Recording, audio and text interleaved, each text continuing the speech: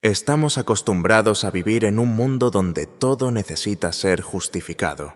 Argumentar, explicar, convencer. Parece que nuestras vidas dependen de estas herramientas. En los debates, en el trabajo, en casa o incluso en las redes sociales, siempre estamos buscando el argumento perfecto, intentando demostrar que tenemos razón. Pero, ¿y si te dijera que para Nietzsche, argumentar es un signo de debilidad? Que aquellos que verdaderamente confían en sí mismos no necesitan argumentos ni justificaciones racionales. Esta es una idea que desafía mucho de lo que creemos sobre la fuerza y el poder, y nos obliga a repensar cómo vivimos y actuamos. Sí, el filósofo Friedrich Nietzsche creía que los argumentos son utilizados por aquellos que no tienen fuerza. Para él, la verdadera fuerza reside en el instinto, en la acción directa, sin la necesidad de justificar todo el tiempo. Vamos a explorar esta idea, descubriendo lo que Nietzsche quiso decir y lo que esto significa para el mundo en el que vivimos hoy. El problema con Sócrates. Sócrates fue la mayor desgracia que le ha ocurrido a la humanidad. Crepúsculo de los ídolos. Para entender esta revolucionaria idea de Nietzsche, necesitamos viajar en el tiempo, a la Atenas del siglo V a.C. Fue allí donde un hombre llamado Sócrates comenzó a cuestionarlo todo, dando origen a lo que llamamos filosofía occidental. Para muchos, Sócrates fue el inicio de una nueva era de pensamiento racional, donde el cuestionamiento y la búsqueda de justificaciones dominaron el escenario intelectual. Pero para Nietzsche, esto fue un desastre. Él veía a Sócrates como el responsable de destruir lo más vital de la cultura griega: la fuerza, el instinto y la acción espontánea. Sócrates, con su insistencia en cuestionarlo todo, dio inicio a lo que Nietzsche llamó la tiranía de la razón. El filósofo griego creía que todo, absolutamente todo, necesitaba ser probado y argumentado. Y aquí es donde Nietzsche discrepa radicalmente. Para él, esta excesiva dependencia de la razón era un signo de debilidad, no de fuerza. En lugar de actuar basados en sus instintos, los atenienses ahora debían detenerse y justificar cada decisión. Sócrates irritaba a los poderosos de Atenas, políticos, generales y ciudadanos influyentes, al cuestionar sus creencias y modos de vida. Les pedía explicaciones racionales para lo que hacían y, con frecuencia, esos hombres, que hasta entonces vivían con confianza, no podían justificar sus acciones de manera lógica. Nietzsche veía en esto un gran error. Para él, la verdadera fuerza no necesita justificaciones. Imagina a un guerrero, guiado por sus instintos, actuando con confianza en cada movimiento. Ahora, piensa en ese mismo guerrero obligado a detenerse y cuestionar cada acción. ¿Por qué estoy haciendo esto? ¿Cuál es la razón? En lugar de seguir su instinto y fuerza natural, comienza a dudar de sí mismo. El problema, según Nietzsche, es que la duda destruye la fuerza natural. Al comenzar a cuestionarlo todo, dejamos de confiar en nuestra propia capacidad de actuar y empezamos a depender de la validación externa. La necesidad de explicar y justificar nuestras acciones revela, para Nietzsche, una debilidad fundamental. Esto no se limita a la antigua Grecia. Hoy, vivimos en un mundo profundamente socrático. Siempre estamos buscando justificaciones para nuestras acciones, ya sea en el trabajo, en las relaciones personales o incluso en las redes sociales. Estamos constantemente argumentando y demostrando nuestro valor, intentando obtener la aprobación de los demás. Pero, ¿nos hace esto más fuertes? ¿O, como sugiere Nietzsche, nos vuelve más inseguros? Para él, la verdadera fuerza proviene de la confianza en nuestros propios instintos, de actuar porque podemos, sin la necesidad de justificar cada paso. La fuerza de la cultura presocrática. Solo lo que no tiene historia puede ser definido. Genealogía de la moral. Para entender mejor lo que Nietzsche creía que se perdió con Sócrates, necesitamos observar la cultura griega antes de la llegada de la filosofía socrática. Según Nietzsche, los griegos presocráticos, aquellos que vivieron antes de Sócrates, se caracterizaban por una confianza absoluta en sus propias acciones. No necesitaban justificaciones racionales para hacer lo que hacían. Actuaban porque eran fuertes, porque podían. Atenas, en el apogeo de su gloria, era una ciudad de guerreros, artistas y pensadores que no dudaban de sus habilidades. Nietzsche creía que estos griegos, en particular los atenienses, actuaban con una confianza instintiva. Un ejemplo claro de esta mentalidad puede verse en el diálogo de los Melios, relatado por Tucídides durante la guerra del Peloponeso. En este diálogo, los atenienses exigen que la isla de Melos se rinda o enfrente la destrucción. Los melios, que querían permanecer neutrales, intentan argumentar con los atenienses, apelando a la justicia y la moral. Pero los atenienses son claros. Los fuertes hacen lo que pueden, y los débiles sufren lo que deben. Para Nietzsche, esta era la mentalidad de una cultura verdaderamente fuerte. No había necesidad de explicaciones elaboradas o justificaciones morales. Los atenienses actuaban basados en su poder, y eso era suficiente. Imaginemos esta situación en el mundo de hoy. ¿Cuántas veces vemos a personas, empresas o incluso gobiernos actuar de manera decisiva, sin preocuparse por justificar sus acciones en base a principios morales? En el contexto moderno, podemos ver líderes y corporaciones que toman decisiones basadas en su poder e influencia, no en justificaciones éticas. Aunque muchos de nosotros podemos criticar estas acciones, Nietzsche sugeriría que esta es la esencia del verdadero poder: actuar porque se puede y no porque se debe. Esto plantea una cuestión importante para nosotros. ¿Estamos preparados para reconocer el valor de la fuerza y el poder en su forma pura? ¿Podemos entender lo que Nietzsche quiso decir al valorar la acción directa por encima de la razón argumentativa? Él veía en la cultura presocrática un ejemplo de vitalidad, donde los individuos actuaban con confianza en sí mismos. No había necesidad de detenerse a reflexionar sobre lo que era correcto o incorrecto según una moral externa. La acción en sí, según Nietzsche, ya era la validación. Moral de amos y esclavos.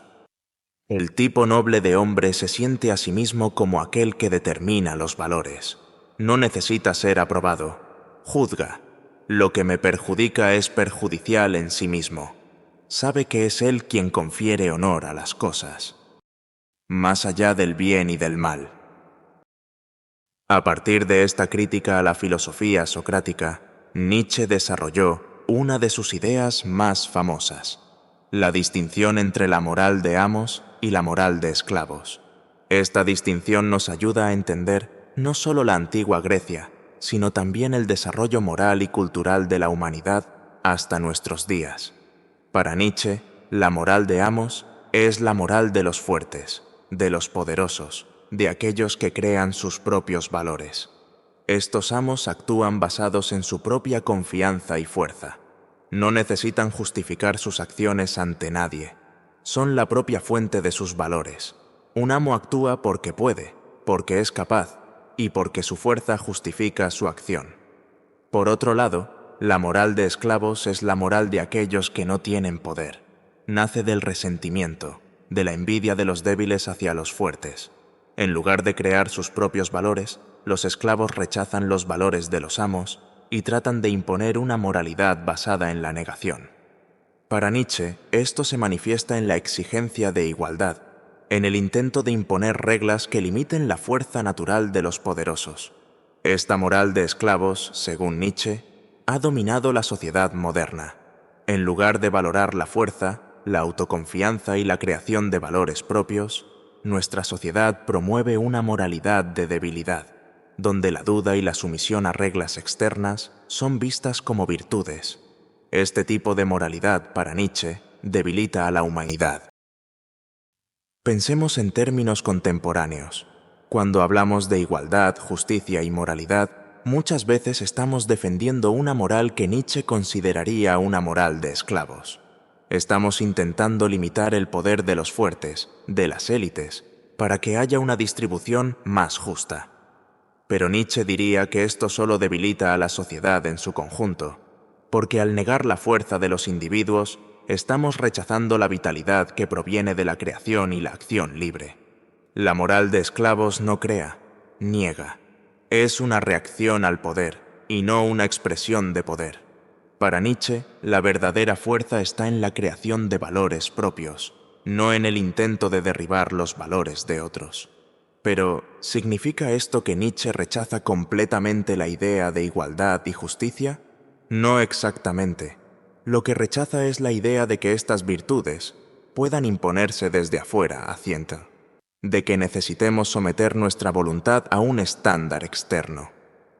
Para Nietzsche, los verdaderos amos son aquellos que tienen la fuerza de crear sus propios valores, de definir su propio camino, sin necesidad de seguir las reglas impuestas por una moralidad de resentimiento.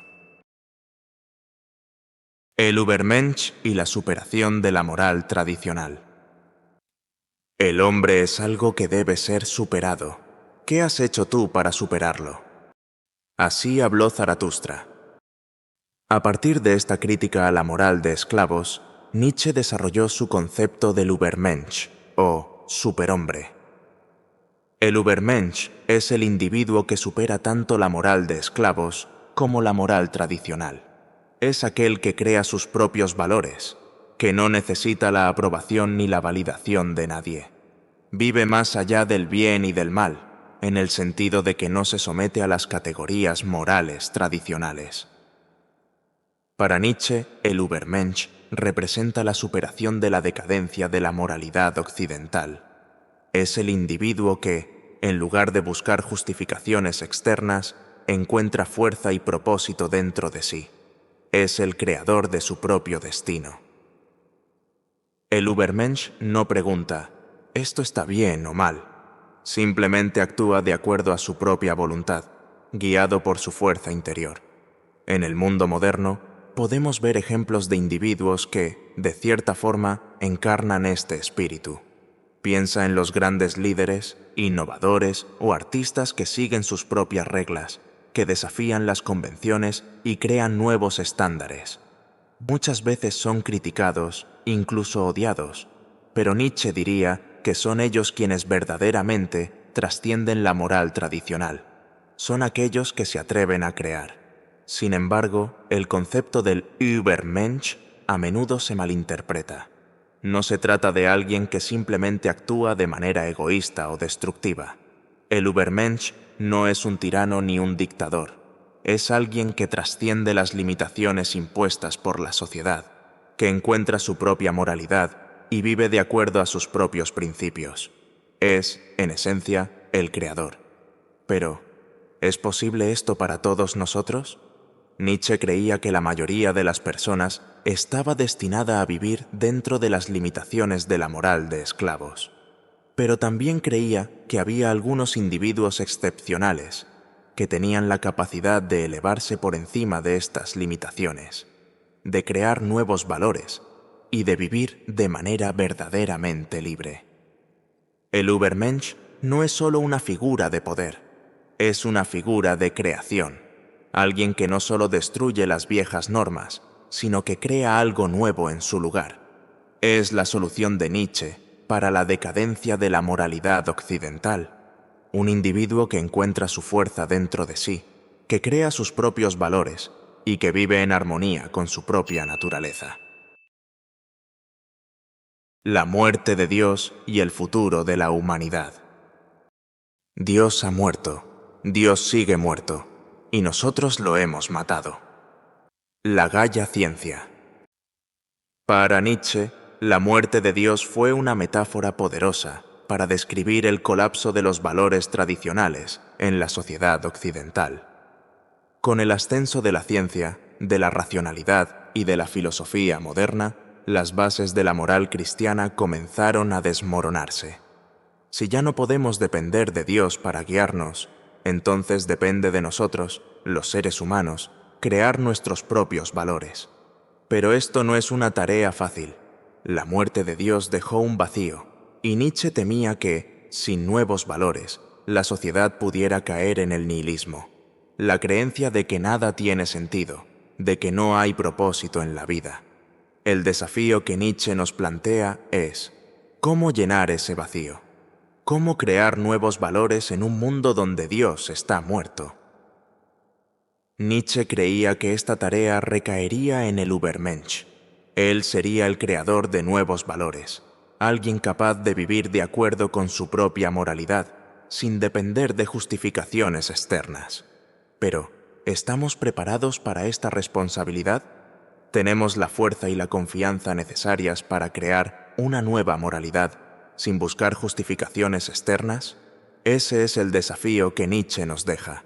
Al superar nuestras debilidades, al dejar de lado la necesidad de validación externa y al abrazar nuestra propia capacidad de creación, podemos convertirnos en algo más grande.